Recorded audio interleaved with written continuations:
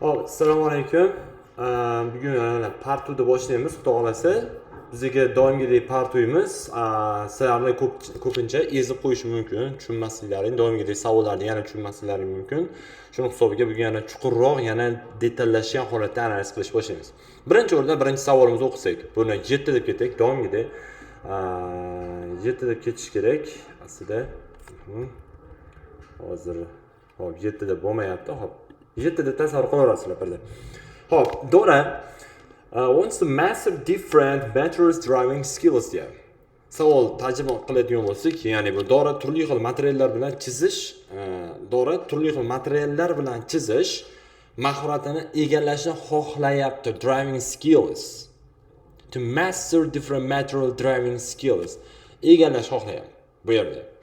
Different material haqida gap ketyapti. Different material. Mana shu so'zimiz biz uchun kalit. E'tibor berasizlar. Mana shu so'zimiz biz uchun different materials va asosiy kalit bo'lib kelyapti. Turli xil materiallar. Bu kurslar ro'yxatida faqat bitta material emas, balki bir nechta materiallar kurslarni o'rganish.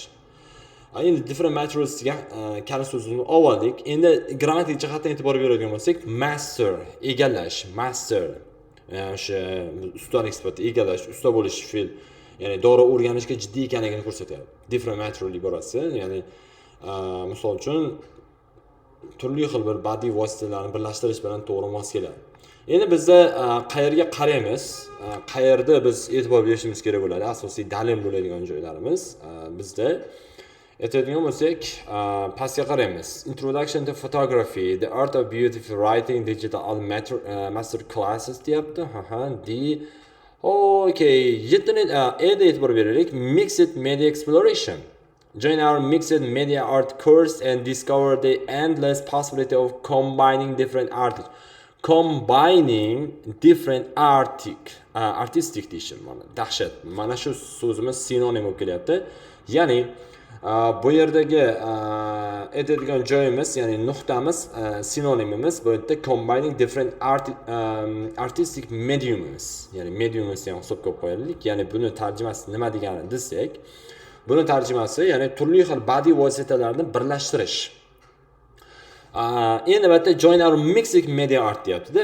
Mixed media ga e'tibor berasiz. Mixed media haqida gap ketyapti.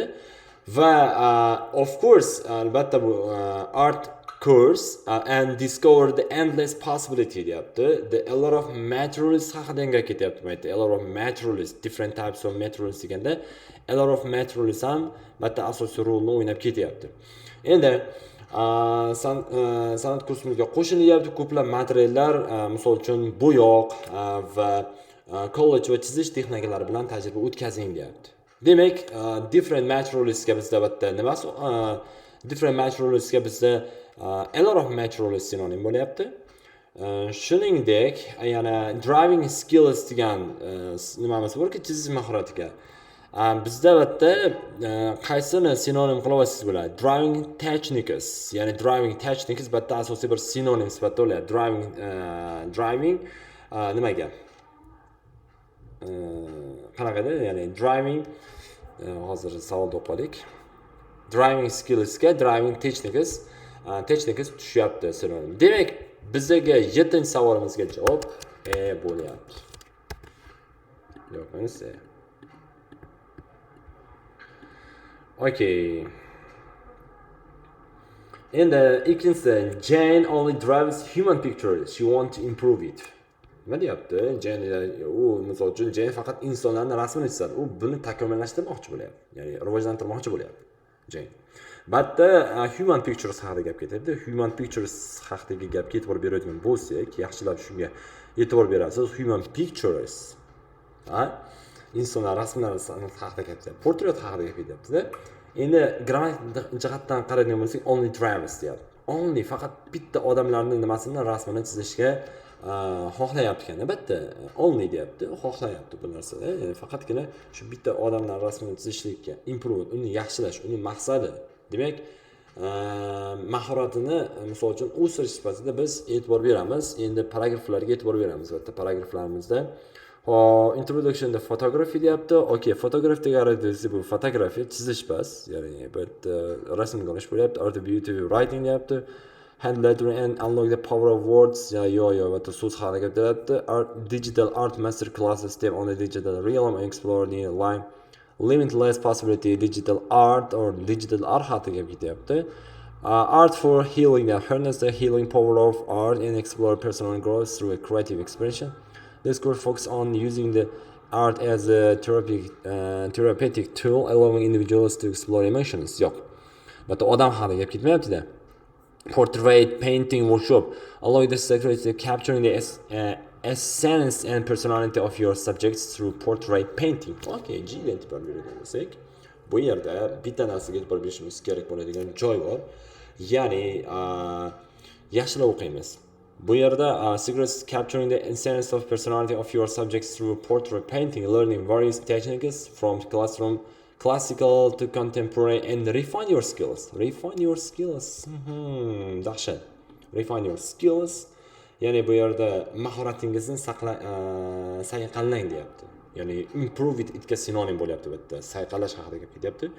Va bizda bu yerda capturing the essence bor.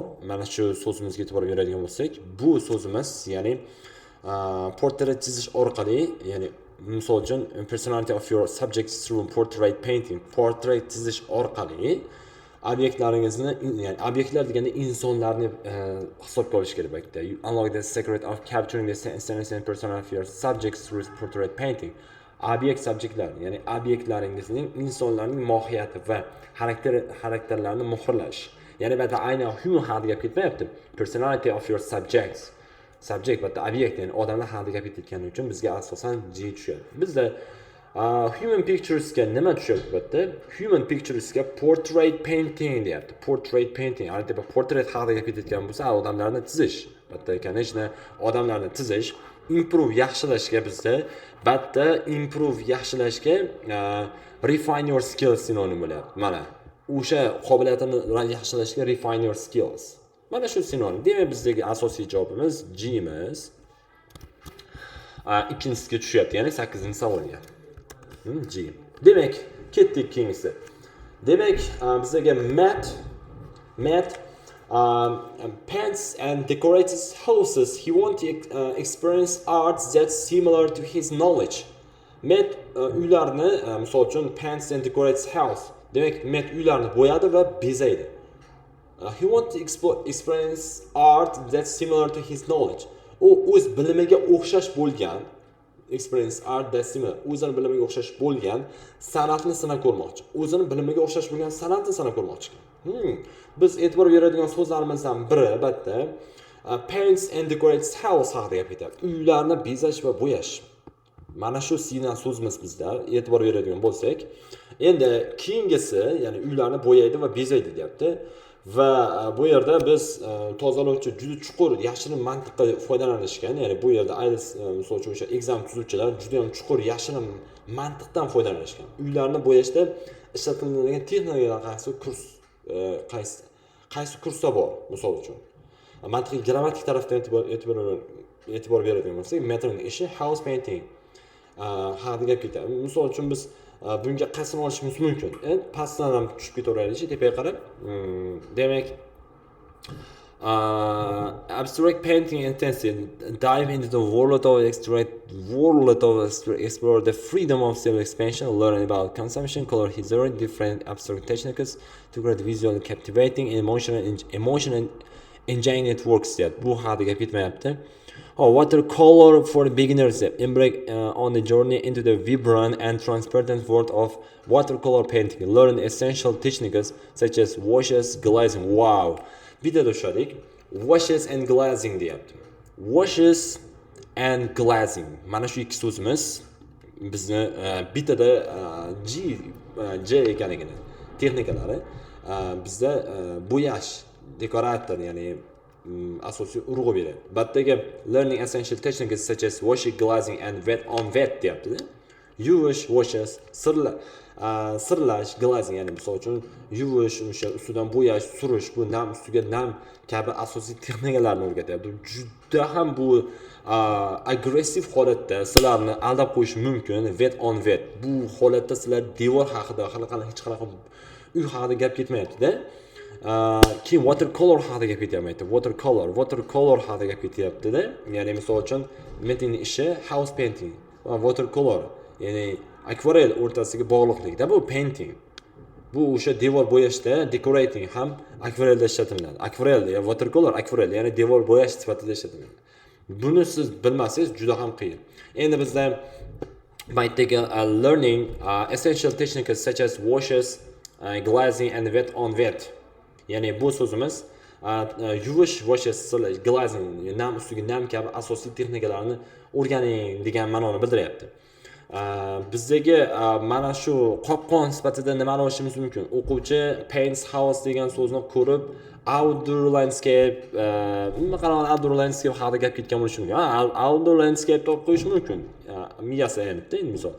Lekin met manzara chizishni emas, misol o'zini qanaqa kasbiy bilimiga o'xshash, ya'ni kasbiy bilimiga o'xshash bo'lgan ishni oqtaryapti-da. Similar to his knowledge texnikani qidirmoqda. Endi misol uchun o'sha glazing bilan washes bu professional bezatuvchilarning termini, asosiy bir o'xshash ishi bo'lyapti-da. Shuning uchun bizga 100 J tushadi tushga. Demak javobimiz J. Demak, to'g'riga e'tibor beradigan bo'lsak, Karen doesn't just want to paint and decorate. She wants to make something that can be both artistic and useful. Ya'ni Karen shunchaki bo'yash yoki bezashni xohlamas ekan, u ham badiiy deyapti. She wants to make something that can be both artistic and useful. Ham badiiy deyapti, artistic, badiiy, ham foydali bo'ladigan narsa yasashni xohlayapti. Ham badiiy, ham foydali bo'lgan. Bu yerda bizda asosiy signalizatsiyamiz nima albatta? Biz biladigan make something deyapti. Bittaga make something nimanidir yasash haqida gap ketyapti. Yasash va nimanidir yasash useful, foydali haqida gap ketyapti. Useful and body haqida gap ketyapti. Body. Bularni signal so'z qilib olishimiz kerak. Chizilgan rasm devorda turadi. Misol uchun qanaqadir bir make something, misol chizilgan rasm qanaqadir devorda turadi, lekin yasalgan loy idishdan, misol uchun qanaqadir loy yasash mumkin. U yasayapti, nimanidir yaratyapti. Demak, bu unaqa portretlar bo'lmasligi mumkin-da. Mantiqiy jihatdan oladigan bo'lsak. Useful batta asosiy grammatik tarafdan useful, foydali deyapti. Ya'ni so'zni mantiqda qayerdan olishimiz mumkin? Biz endi javoblarimizni qidiradigan bo'lsak, xo'p, bu yerda mixed media ketdi. Buni biz qanaqadir belgilab qo'ysak ham bo'laveradi. Tagga chizib qo'yamiz, belgilab qo'yamiz. Bizda yana ketgan so'zlarimiz G bo'ldi. G'imiz ham ketdi va bizda G ham ketdi, J ham. Endi ceramic sculpture workshop. Wow, bitta urdim. Ya'ni o'zi ma'nosi shuni bildirib qo'yapti. Ya'ni bu yerdagi o'qiydigan bo'lsak, qani o'zi tushadim. Unleash your artistic potential in the tactile world of ceramic sculpture. Tactile world of, ya'ni bu bizning asosiy so'zlarimiz. Skala so'z bu tushyapti hozir, asosiy hozir sizlarga ko'rib berganimiz. Ya'ni unleash your artistic potential in the tactile world of ceramic sculpture deb ketyapti. Bu aslida tarjimasi keramik, ya'ni keramik haykaltaroshlik haqida ketyapti. Haykaltaroshlikning qo'l bilan his qilinadigan. Misol uchun unleash your artistic potential in this article world of ceramic sculpture. Misol uchun his qilishlik, unleash your article, his qilishlik. Va bizda yana aytayotgan master the art of shaping clay to create unique and expensive sculptures. Wow. Batda nima deyapti? Master the art of shaping clay deyapti. Mana, shaping clay. Ya'ni bu so'zimiz, aynan shu so'zimiz bizga misol uchun, ya'ni loyni shakllantirish san'atini egallaydi deyapti. Batda master the art of shaping clay, loyni shakllantirish san'ati. Batda san'at, nimadir qurish haqida gap ketyapti. Endi make something hali gapimizga nimadir yasashga shaping clay sinonim bo'lyapti. Shaping clay bitta make something ga sinonim bo'lyapti bitta. Make something ga. Keyin artistic and useful haqida gap ketyaptimi bizda? Nimamizda, savolimizda artistic and useful gap ketayotgan bo'lsa, unga bizga asosiy urg'u qiladigan so'zimiz shuki, qaysi birini olishimiz mumkin? Albatta bu keramik sculpture. Keramik sculpture deyapti. Keramik sculpture bu keramika odatda foydali idishlar va buyumlar esiladi. Ya'ni keramik sculpture deganda keramik bir idish tovoq desak, ya'ni haykal desak, bu rostdan foydali-ku. Useful degan so'zni og'tarishi shart bo'lsa, bu rostdan ham keramikasini miyada o'ylashingiz kerak. Demak, bizning asosiy javobimiz E bo'ldi to'g'riga. To'g'rimizga E javob bo'ldi. Xo'p. Yaxshi.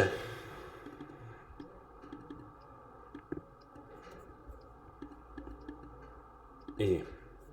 Okay. Endi 5.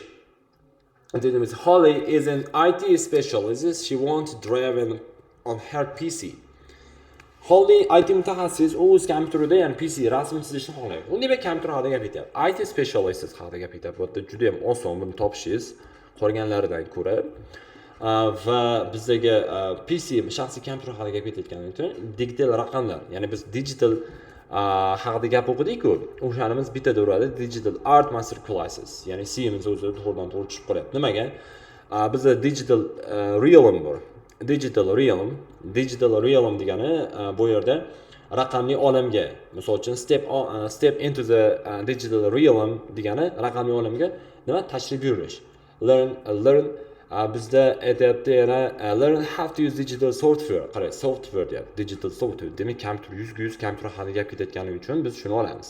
And tools to create stunning artworks. Ya'ni raqamli olamga qadam qo'ying, ajoyib san'at asarlarini yaratish uchun deyapti. And to create a stunning artworks, raqamli dastur va vositalardan qanday qilib foydalanishlikni bir o'rganing deyapti. Bizda demak step into the digital realm degani bitta asosiy rule o'yinda. Endi biz parafraze va sinonim qiladigan bo'lsak, IT specialist ga biz digital realmda yoki digital softwareda sinonim qilyapmiz. Bo'ldi, shu sinonim shu bitta. Demak, bizda 100-5imizga javobimizga S tushyapti. Javobimiz S. S bo'ldi. Endi 6. Eric deyapti, often takes picture of outdoors when he is free. He wants to try to drive them this time. Ya'ni bu yerda Erik bo'sh vaqtida juda ham tez tashqaridagi rasm, foto oladi. Tashqarida rasm. Bu safar u ya'ni at this time deyapti, ya'ni bu safar ularni chizib ko'rmoqchi deyapti. Wow. Agar prosta siz mana shu narsani yaxshilab e'tibor bermasangiz, faqat rasmga olish jarayonini olib qo'yishingiz mumkin. Endi bitta outdoors tashqaridagi haqida gap ketyapti, tashqaridagi gap. Va shuningdek drives them, ularni chizish, ya'ni demak ularni rasmga olib keyin chizyapti. E'tibor berasiz. San'atda sinonimlar, misol uchun biz outdoorsga landscape olishimiz mumkinmi? Demak, bitada bizga javob chiqishi mumkin. Landscape haqida gap ketgan. Outdoor landscape painting haqida gap ketyapti. Nimaga? Bu yerda biz olishimiz kerak bo'lgan immersive yourself in nature and learn and painting landscape in plain air deyapti. Bitta asosiy bizdagi outdoors tashqaridagi sinonim Erikning hobbisi o'zgarmoqda-da. Misol uchun haligi gramatik tarafdan oladigan bo'lsak, Erikning hobbisi o'zgarmoqda. U suratga olishdan fotografiya chizishga drawing painting o'tmoqda-da. Misol uchun learn the painting landscape and plain air there. Immerse yourself in nature and learn to paint landscape. Immerse yourself in nature. From capturing the play of light and shadow, depicting the beauty of natural scenery, this course is perfect for both beginners and experienced painters. Yani bu yerda fotografiya kursi haqida gap ketganda faqat fotografiya haqida gap ketgan. Lekin landscape painting bu demalan kursini tanlash kerak bo'lib qolyapti, albatta. Yana qanaqa? Immersive yourself in nature. Yani immerse yourself in nature and learn the painting landscape in air.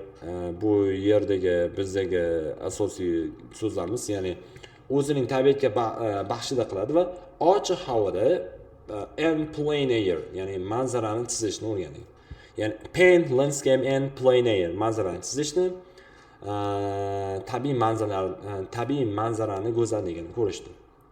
Siz qopqon qo'lishingiz mumkin narsa, o'quvchi text picture so'zini ko'rib shoshilib, misol uchun qanaqadir text picture, ya'ni bizdagi maytda introduction to photography turibdi-ku.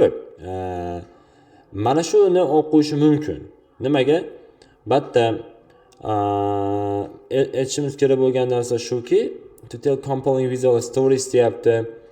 Help beginners to capture stunning images deyapti. Bitta faqat rasmlar haqida gap ketayotganligi uchun buni biz olmaylik, chamatib qo'yish mumkin. Shuni hisobga olgan holatda bizda nima? Buyimiz 100 D bo'lyapti. D. Ya'ni D holatda bo'lib kelmoqda. Demak, yaxshi. Joy is interested in science, symbols and alphabet. He wants to try different techniques of them. Haqida gap ketyapti. Ya'ni bu yerda nima deyapti? Ya'ni yaxshilab e'tibor beradigan bo'lsak, ya'ni Joyce is interested in science. Ya'ni u Joy deyapti, belgilar, ramzlar va alifbo chiziqlari. He wants to try different techniques of them. U ularning turli xil texnikalarini sinab ko'rmoqchi ekan bu yerda. Bizdagi science symbols haqida gap ketyapti, science symbols and alphabet haqida gap ketyapti. Mana shularga e'tibor beramiz. Matnda yozuv va harflar haqida gap ketgan bo'lishi mumkin. Bizda teparoqqa chiqadigan bo'lsak, B mizda ko'rdimmi men the art of beautiful writing haqida gap ketyapti. Bizda writing. Bu yerda discover the art of calligraphy, wow, calligraphy and hand lettering. Juda ham oson. Prosta so'z bilsangiz bo'ladi. Hand lettering. Learn various lettering styles. Learn various styles. Try to different types of techniques. Haqida gap ketyapti. But techniques and flourishes haqida. Ya'ni tarjimasi kalligrafiya va qo'lda harf yozish san'atini kashf qiling deyapti. Discover. Ya'ni keyin learn various deyapti. Turli xil yozuv usullari, texnikalar va bezaklarni o'rganing deyapti. Bezaklarni o'rganing deb kelyapti. Endi bizda sinonim alfabetlarga bizda lettering styles haqida ketadi. Alfabet haqida gap ketganda sinonim so'z o'rgandik. Signs and symbolsga, signs and symbols degan so'zlarimizga bitta calligraphy and hand lettering sinonim bo'lib kelyapti. Demak, 100 bizga B tushyapti 7imizga.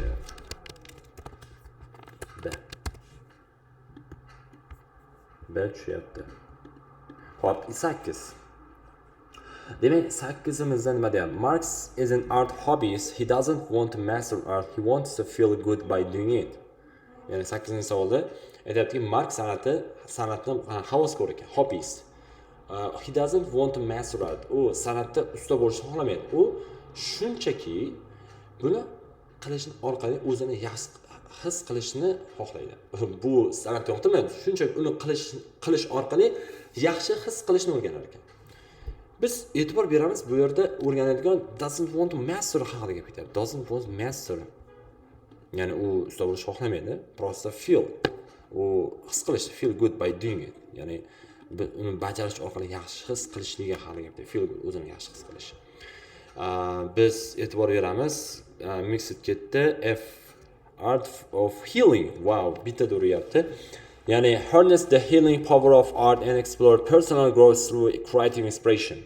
Ya'ni bu yerda grammatik jihatdan e'tibor beradigan bo'lsak, matnda aytaylik biz this course focus on using arts as a therapeutic tool deyapti. Mana shu so'zni bilmasangiz juda ham qiyin. Ya'ni terapevtik vosita.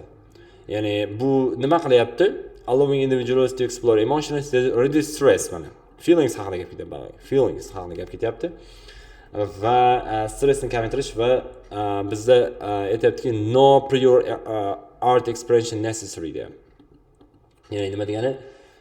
Bu yerdagi so'zimiz, ya'ni no prior experience necessary, oldindan tajriba talab qilinmaydi degan ma'noda beradi bu. Demak, bizdagi sinonimlar asosiy dalil sifatida shuni oldikki, using art, misol uchun using art as therapeutic tool, allowing individuals to explore emotional distress, no prior art experience necessary. Ya'ni san'atda terapevtik vosita sifatida foydalanish deyapti-da. Ya'ni prosta master bo'lish shart emas deyapti. insonlarga his-tuyg'ularni o'rganish va stressni kamaytirish imkoni beradi. Ya'ni bizda no prior art experience necessary. Oldindan san'at tajribasi talab qilinmaydi. Bo'ldi, mana shu bizdagi F'imiz 100% sinonim sifatida bir-biriga tushib qolyapti. Ya'ni bizda mana shu no prior art experience necessary oldindan talab qilinmaydi. Reduce stresslar, explore emotions bu feeling goodlarga sinonim bo'ladi. Demak, bizdagi 100% javobimiz F.